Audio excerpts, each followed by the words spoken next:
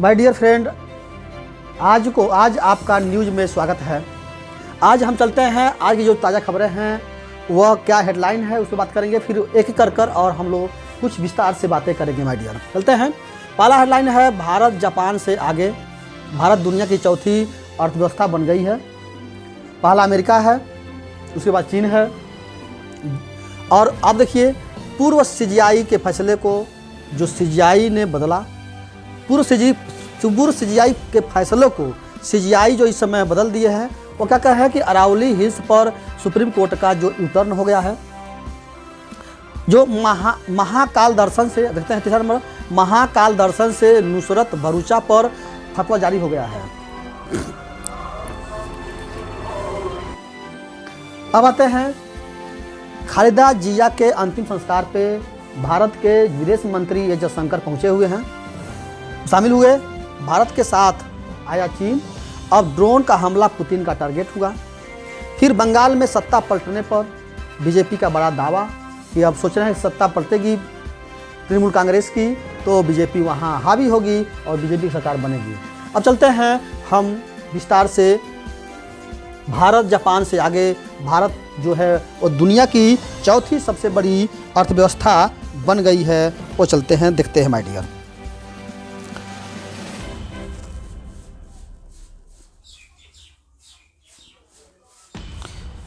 भारत ने वैश्विक आर्थिक मंच पर बड़ी उपलब्धि हासिल की है। जापान को पीछे छोड़ते हुए भारत अब दुनिया की चौथी सबसे अर्थव्यवस्था बन गई है। तेजी जीडीपी बढ़ोतरी और मजबूत घरेलू मांग के उत्पादन में पहुंचे अहम भूमिका निभाई हुए है। भारत ने वैश्विक मंच पर एक और जीत हासिल की है और 4180 अमेरिकी डॉलर की अर्थव्यवस्था के साथ दुनिया की चौथी सबसे बड़ी अर्थव्यवस्था बन चुकी है भारत। इसकी उपलब्धि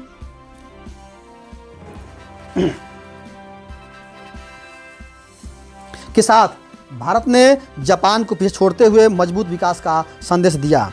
अब आते हैं भारत की सबसे बड़ी अर्थव्यवस्था कैसे बनी है, वो देखते हैं। सरकार के बयान के मुताबिक भारत ने मौजूदा वित्तीय वर्ष में तेजी आर्थिक प्रगति दर्ज की है। मजबूत वृद्धि पर और घरेलू उत्पादन की मांग पर जापान को पीछे छोड़ दिया है और अमेरिका दुनिया की सबसे अर्थव्यवस्था बन चुका है, जबकि चीन दूसरे स्थान पर है और भारत अब चौथे स्थान पर पहुंच चुका है। और आने वाले वर्षों में भारत जो है वो और ग्रोथ करेगा और तेज़ी से लाएगा। जीडीपी ग्रोथ के साथ भारत वित्त वर्ष 25 और 26 में दुनिया की तिमाही में भारत की वास्तविक जो जीडीपी है वह 8.2% की वृद्धि हुई है और यह आंकड़ा पहली तिमाही के 7.8% के बाद हुआ है।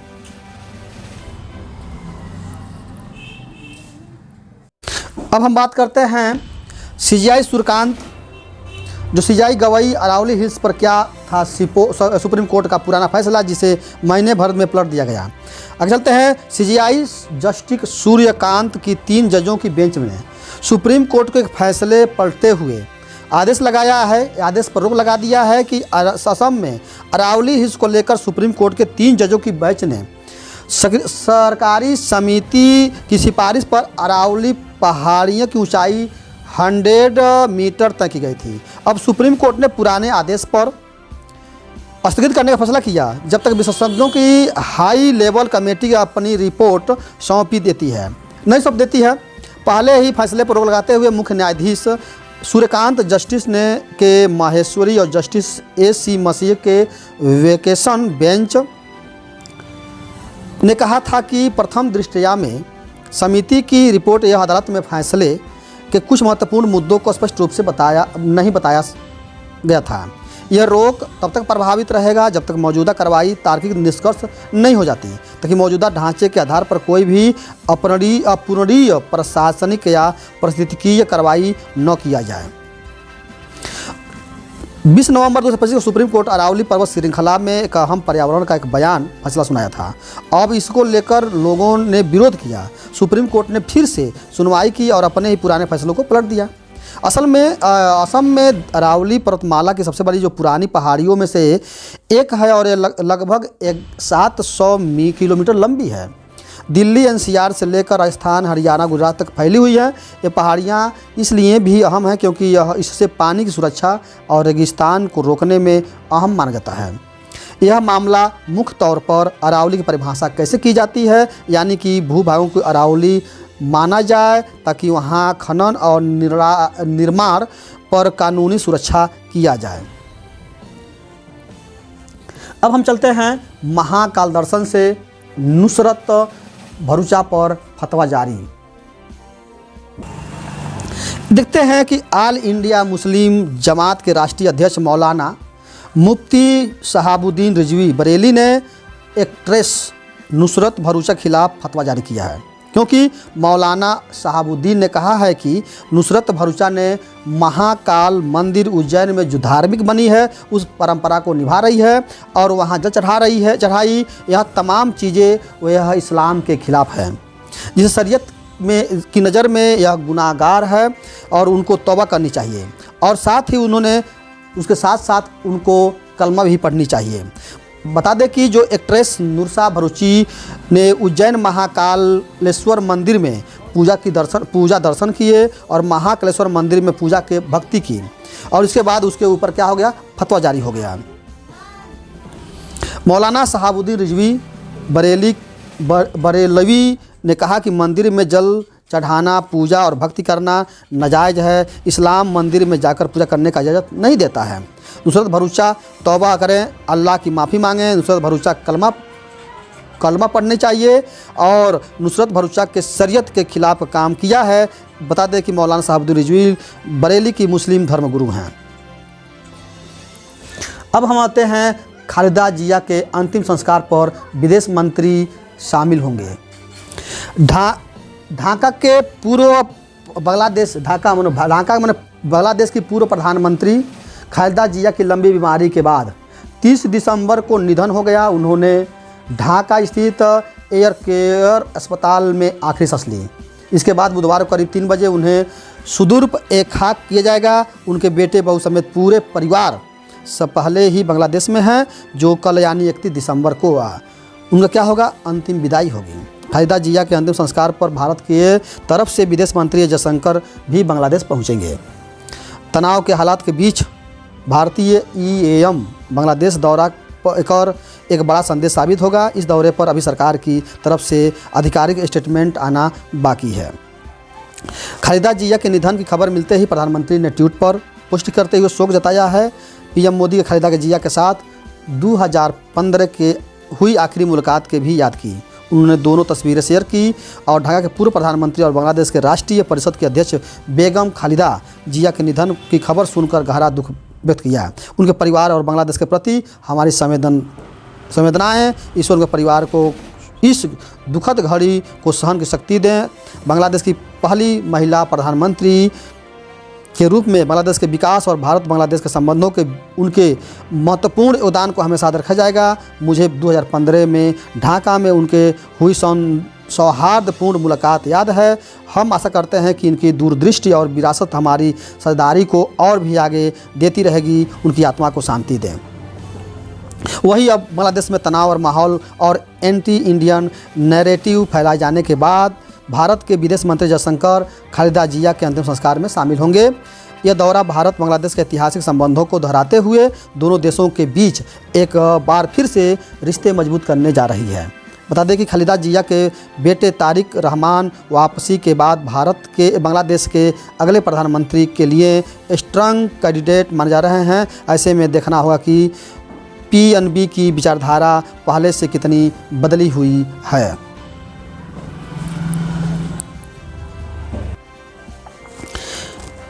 भारत के साथ आया चीन, ड्रोन का हमला, पुतिन को टारगेट। रूस यूक्रेन की लड़ाई में एक नया मोड़ आ गया है।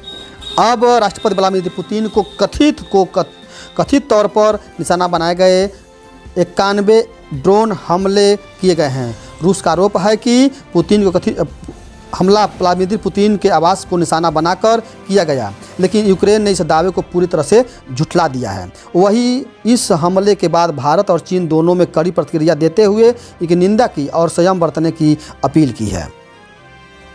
भारत के प्रधानमंत्री मोदी ने इस घटना पर गहरी चिंता जताते हुए ड्रोन हमले की कड़ी निंदा की है और पीएम मोदी ने कहा कि किसी भी देश के अध्यक्ष को निशाना बनाना बेहद गंभीर मामला है। इसके अंतर्राष्ट्रीय शांति एवं सुरक्षा को खतरा पैदा हो सकती है। उन्होंने अपने बयान में कहा है कि संघर्षों का समाधान हिंसा से नहीं बल्कि संवाद और कूटनीति से निकाला जाना चाहिए। भारत ने सभी पक्षों को स्वयं बरतने और ऐसे कदम से बचने की अपील की जो हालात को और बिगाड़ दे, क्योंकि प्रधानमंत्री ने अपनी प्रतिक्रिया देते हुए एक्स पर लिखा है कि रूसी संघ के राष्ट्रपति के आवास को निशाना बनाए जाने की खबरें से गहरी चिंता है। शत्रुता को समाप्त करने के और शांति स्थापित करने का सबसे बड़ा प्रभावी रास्ता जारी कूटनीति की प्रयास है। हम सभी विपक्ष पक्षों के साथ आग्रह करें और इसके साथ प्रयासों पर ध्यान केंद्रित करें और ऐसे ही कदम से बचें जो शांति प्रक्रिया को कमज़ोर या बाधा बना सकती है। अब आते हैं बंगाल में सत्ता पलटने पर बीजेपी का बड़ा दावा। कोलकाता में मंगलवार को केंद्रीय गृह मंत्री अमित शाह एक प्रेस कॉन्फ्रेंस को संबोधित किया। उन्होंने कहा कि बंगाल के लिए आज से शुरू होकर अप्रैल तक का एक अहम समय है, क्योंकि जब राज्य में विधानसभा चुनाव होंगे। बंगाल में तृणमूल कांग्रेस टीएमसी सरकार के पिछले 15 सालों में राज्य ने घुसपैठ के कारण अपने नागरिकों में डर, भ्रष्टाचार और कुशासन और चिंता जैसी देखी है। बंगाल में आगामी चुनाव से पहले अपनी पार्टी के उद्देश्य के बारे में बताते हुए गृह मंत्री अमित शाह ने कहे हैं कि बीजेपी पश्चिम बंगाल के लोगों को भरोसा और वादा करना चाहती है और जैसे ही राज्य में बीजेपी की सरकार बनेगी हम बंगाल की विरासत से जिंदा करेंगे और राज्य में विकास की गंगा बहेगी। हम गरीबों की भलाई को भी प्राथमिकता देंगे। हम एक नेशनल ग्रेड बनेंगे और जो घुसपैठ को रोकेंगे। अमित शाह ने अपने प्रेस कॉन्फ्रेंस में ममता सरकार पर हमला बोलते हुए कहा कि बंगाल के लोग अब जान गए हैं कि वे बदलाव लाएंगे। आने वाले चुनाव घुसपैठ के मुद्दे पर लड़ा जाएगा। यह सिर्फ बंगाल का मुद्दा नहीं है, यह राष्ट्रीय सुरक्षा का मामला है। यह चुनाव घुसपैठ पर होगा और मामला अब राष्ट्रीय सुरक्षा का मामला है। हमें ऐसी सरकार चाहिए जो बॉर्डर को सील करें। अपने प्रेस कॉन्फ्रेंस में अमित शाह ने कहा कि राज्य में महिलाओं की सुरक्षा एक बड़ा मुद्दा है। महिलाओं को शाम 7 बजे के बाद हॉस्टल से बाहर न निकलने के लिए कहा जाता है। टीएमसी सांप्रदायिक तुष्टीकरण में विश्वास करती है और यह जगह घुसपैठी का अड्डा बन गई है। यह राष्ट्रीय खतरा है। शाह ने आगे भी कहा है कि हम सीए लाते हैं वह तो विरोध करती है और जब बीएसएफ पर इल्ज़ाम लगती है बॉर्डर इलाके में कौन सी सरकार बॉर्डर पर ज़मीन नहीं देती। जब सदन में वंदे मातरम पर चर्चा हो रही थी तो तृणमूल कांग्रेस इसका विरोध कर रही थी। यह क्या दिखाता है? हम वंदे मातरम का कोई भी अपमान बर्दाश्त